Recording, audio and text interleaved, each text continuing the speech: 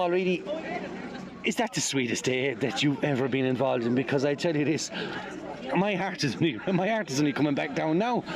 Yeah, geez, I'm kind of speechless after that.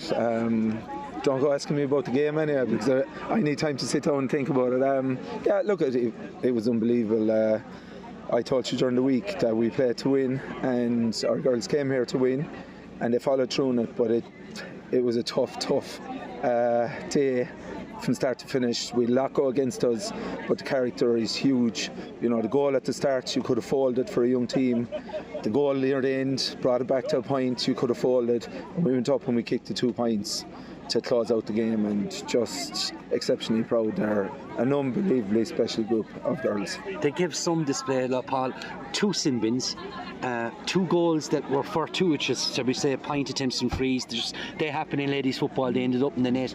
Every single time you took a hammer blow, your girls won primary possession, worked it through the hands, got it to the shooter and put it over the bar. That's coaching, that's quality, that's super stuff.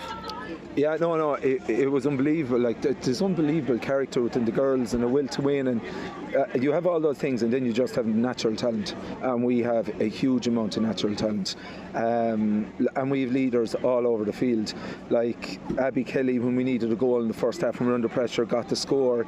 Ellie was just phenomenal all the way through. Not just, like, obviously the scores will get the headlines, but 1 kick-outs, you know, for the 2 Ryans, Alicia got a brilliant goal right after half time, and things went against him, but Avian, the character, that's why she's one of our captains, came back in the field, and with pure temper, she'll laugh now when I say it to her, with pure temper, if a man kicked that score at the end, which was about 45 yards out, it was unbelievable, and we're just so proud of them. They have been, with 3 years now, a shining light in Clare LGFA. They have been a shining light for our school, and you know, they show what's capable. If you put in the work, those girls show what's capable for Clare football. There's some stars out there from 1 to 15 to all the panel, right? But one of the younger players who, unfortunately, in my opinion, with these rules, cannot represent the county, Simone Constantine, in at centre back. I mean, generally, she was like this World War II general, thou shalt not pass. Like, she won ball after ball, and then a 60-yard solo run and split the post from 40 yards. I mean, honestly, if a Dublin senior footballer did it in Croke Park, people would be saying it was special. Magical stuff, what? Yeah, like, for such a young girl, but you know, it's almost like you expect those things. Anyone that would have seen her games all year, and like Simone had openly admit, maybe that wasn't her best game, but well, I'd hate to see her have a good game. Yeah, because she is phenomenal. She is just a phenomenal player, and when we needed her today, you know, that score just lifted everyone with the yellow cards. And like, we were so young, we got tired near the end. Our younger girls got tired, but like, yeah, Abby Kelly just was phenomenal all the way through. Ida O'Connor was marking an absolutely brilliant footballer from Clonmel there, and she was just not a factor in the game.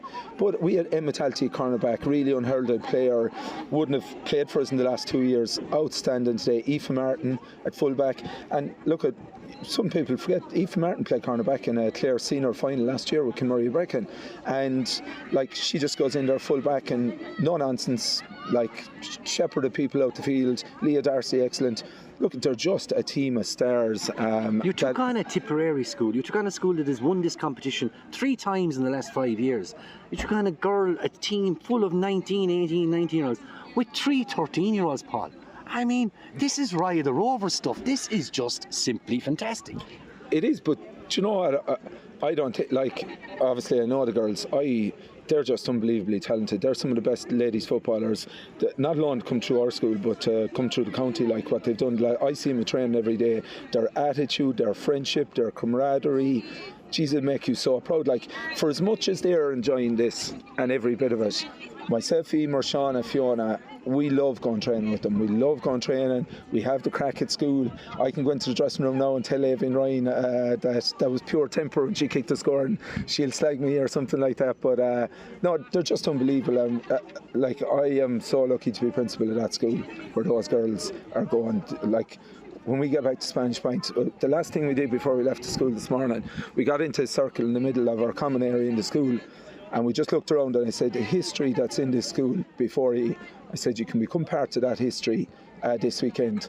when you walk back in that door this evening, you're going to walk back in as Munster champions, and it was hard work, but they are going to walk back in as Munster champions. And Paul, finally, as you said it there, your principal of the best ladies football team in Clare, the best ladies football team in Munster, and now officially one of the 4 best teams left in the country. Now, Paul, when I put it to you like that, I can see the smile. By God, you'll celebrate this tonight. Absolutely, and no more than they deserve. No more than they deserve. And we will have a right crack at this All-Ireland. We've lost the last 2 All-Ireland semi-finals. I'll finish with this. We're 3 years in the road. We've won 2 Clare Senior Championships. We've 3 Munster Championships won. And those girls have only lost 2 games in 3 years. Both All-Ireland semi-finals that could have been won. We're going to be very hard to beat going forward. It'll take a fair team to take us out of it now, because the confidence is there, the belief is there, and we'll have a right cut at the semi-final. And did you set a few bonfires on the way, like before? They'll be lit by the time we get home. Well, I'll tell you, Gertalty in Milltown will have a bonfire at the cross as we come back into Milltown. So and richly deserved. We're looking forward to that. Gurra míle magat.